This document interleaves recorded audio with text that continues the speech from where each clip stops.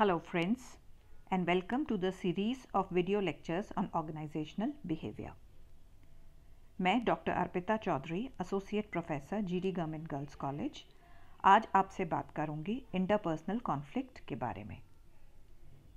मेरे पिछले वीडियो में अपन ने बात करी थी लेवल्स ऑफ कॉन्फ्लिक्ट और उसमें अपन ने देखा था कि किस तरह से दो व्यक्तियों के बीच में, जिसको कि हम इंटरपर्सनल कॉन्फ्लिक्ट बोलते हैं, that is a important aspect of conflict. So let's begin.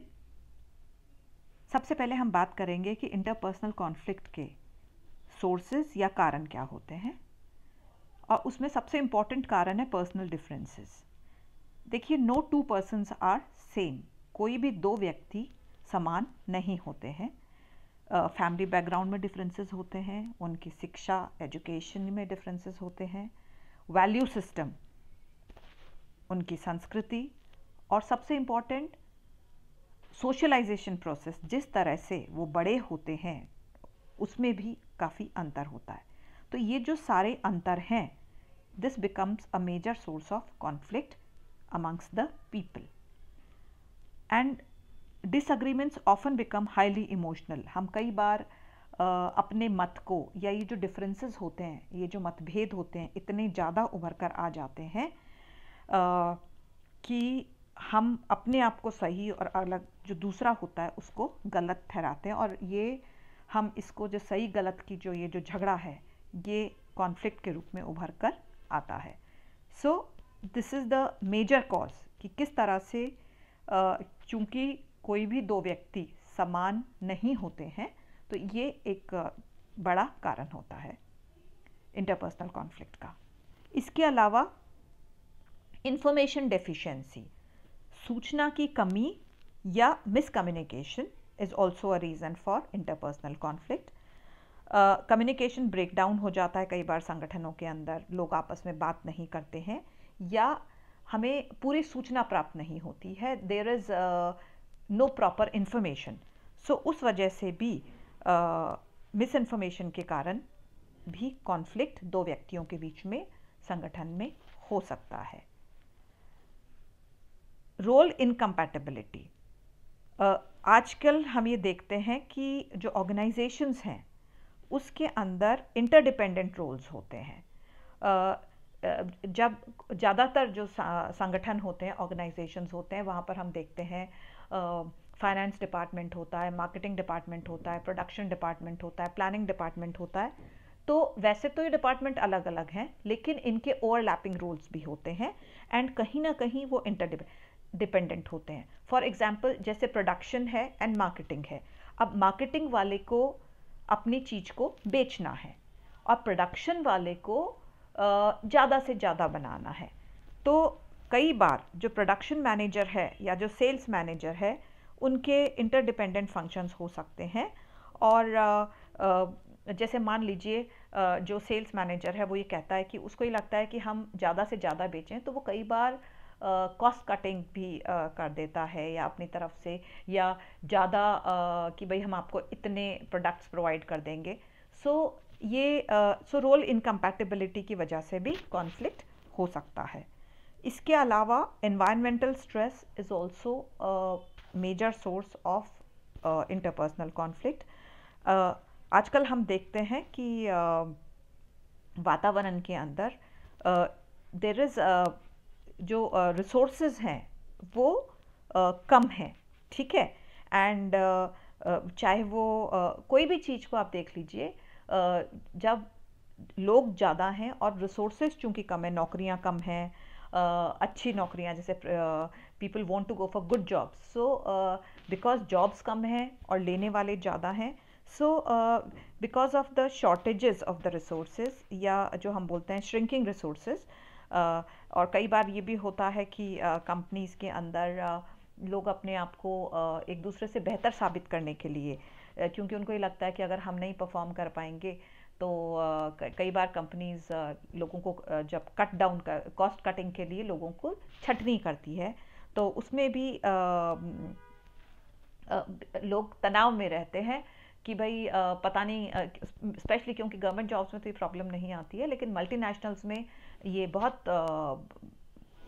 बड़ी समस्या के रूप में सामने आती है कि लोगों के पास जॉब सिक्योरिटी नहीं होती है. So this constant competitive pressure to perform, और उसमें कई बार हम जो व्यक्ति होता है वो एक दूसरे को एक दूसरे से बेटर परफॉर्म करने के लिए या अपनी जॉब बचाने के लिए भी एक तनावपूर्ण माहौल रहता है.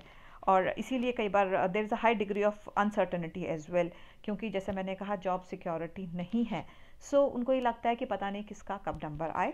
सो ऐसे में कॉन्फ्लिक्ट, जो interpersonal conflict is very much possible.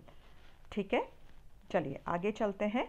अब हम बात करेंगे, विल एनालाइज कि इंटरपर्सनल जो कॉन्फ्लिक्ट है जिसकी हमने बात करी कि ये किन किन कारणों से संगठन में होता है, तो उसका विश्लेषण हम करेंगे कि किस तरह से जो रिस्पॉन्स कैटेगरीज होती हैं, कैसे व्यक्ति इन कॉन्फ्लिक्ट को, ये जो अभी अपन ने बात करी, क्योंकि जो इंटरपर्सनल कॉन्फ्लिक्ट संगठन में देखने को मिलता है उसको किस प्रकार से वो रिस्पॉन्स कैटेगरीज क्या क्या उसकी हो सकती हैं. तो व्यवहार की जो गत्यात्मकता है, जो इंडिविजुअल्स एक दूसरे से इंटरैक्ट करते हैं, तो किस तरह से उसमें डायनामिक्स या चेंजेस आते हैं, किस तरह से जो कॉन्फ्लिक्ट हैं उसको रिजॉल्व किया जाता है, उसकी हम बात करेंगे. तो हम ये देखते हैं कि सबसे पहली रिस्पॉन्स कैटेगरी है दैट इज़ फोर्सिंग. जब कई बार जो कॉन्फ्लिक्टिंग पार्टीज़ होती हैं, कॉन्फ्लिक्टिंग इंडिविजुअल्स होते हैं, उनको फोर्स किया जाता है, उनको हम ये कह सकते हैं कि ज़बरदस्ती, जैसे उनको कहा जाता है कि उसको ख़त्म करना है conflict. They are force to end the conflict. And उसमें generally there are these two, या तो असर्टिव, बहुत मुखर रूप से कहा जाता है, उनको जोर दे के कहा जाता है. एंड कई बार असहयोगात्मक रवैया भी, अनकोऑपरेटिव भी हो सकता है. सो जनरली द फर्स्ट जो रिस्पॉन्स कैटेगरी जैसे मैंने बताया that is forcing. They are forced to end the conflict. दूसरा जो तरीका होता है accommodating. Accommodating is sort of adjustment, है ना, एडजस्ट करना.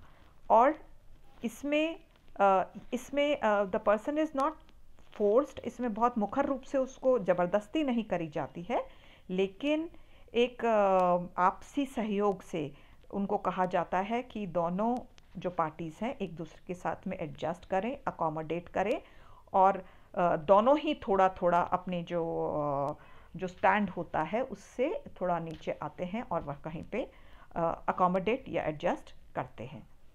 तीसरा जो तरीका कॉन्फ्लिक्ट को रिजॉल्व करने का होता है दैट इज़ अवॉइडिंग. अवॉइडिंग में क्या होता है? अवॉइडिंग में चीज़ को टाल दिया जाता है, कि उसको थोड़े समय के लिए छोड़ दिया जाता है. जो भी मुद्दा है मतभेद का उसको अवॉइड, कि for some time it is left. और हो सकता है थोड़े समय तक जब उसको छोड़ दिया जाए तो या तो अपने आप में ख़त्म हो जाएगा, या थोड़े समय के लिए चीज़ें, थोड़े समय के बाद में वो जो ग्रेविटी ऑफ द सिचुएशन है वो थोड़ी सी, वो सीरियसनेस है वो थोड़ी कम हो जाएगी. सो this is the avoiding. And fourth जो तरीका है दैट इज़ कॉम्प्रोमाइजिंग. कॉम्प्रोमाइजिंग समझौता. समझौता जो है वो जो असर्टिव, जो फोर्सिंग और जो सहयोग, जो हमने अकोमोडेटिंग की बात करी थी, उन दोनों के बीच का तरीका होता है. फोर्सिंग में जैसे मैंने कहा एज पर फोर्स, ज़बरदस्ती जो कॉन्फ्लिक्टिंग पार्टीज़ हैं, कॉन्फ्लिक्टिंग इंडिविजुअल है, उनको शांत किया जाता है. ठीक है. एंड इसीलिए कॉम्प्रोमाइज, समझौता क्या है? दोनों के बीच का है. जो फोर्सिंग का या जो जहाँ पर बहुत मुखर रूप से ज़बरदस्ती, एंड या एक सहयोगात्मक तरीके से कहीं ना कहीं आपसी उनको कॉम्प्रोमाइज़ कराया जाता है. And last and very important is collaborating. ज़्यादातर संगठनों के अंदर कोलैबोरेशन इज़ आपसी सहयोग से कोलैबोरेट करते हैं दोनों बराबरी के उसके ऊपर, जहाँ पर कोई जोर ज़बरदस्ती से नहीं होता, लेकिन सहयोगपूर्ण तरीके से जो मतभेद हैं उनको शांत किए जाते हैं, जिससे कि दोनों पार्टीज़ कहीं ना कहीं, दोनों individuals they are somewhat happy and so collaborate करके उसको रिजॉल्व किया जाता है। फ्रेंड्स, इसको हम अपने जो नेक्स्ट वीडियो है जिसमें Johari window is a very important technique of resolving interpersonal conflict, और उसकी बात मैं डिटेल के अंदर अपने नेक्स्ट वीडियो में करूँगी। सो आई होप आपको समझ में आ गया कि इंटरपर्सनल कॉन्फ्लिक्ट होते क्या हैं और बेसिकली किन कारणों से होते हैं, और ये जो रिस्पॉन्स कैटेगरीज हैं या जो इसका जो डायनेमिक्स है इंटरपर्सनल कॉन्फ्लिक्ट का, उसको हम अच्छे से जौहरी विंडो के रूप में मेरे नेक्स्ट वीडियो में समझेंगे। So thank you so much friends, and please continue to watch my videos on the psychology and organizational behavior. Thank you.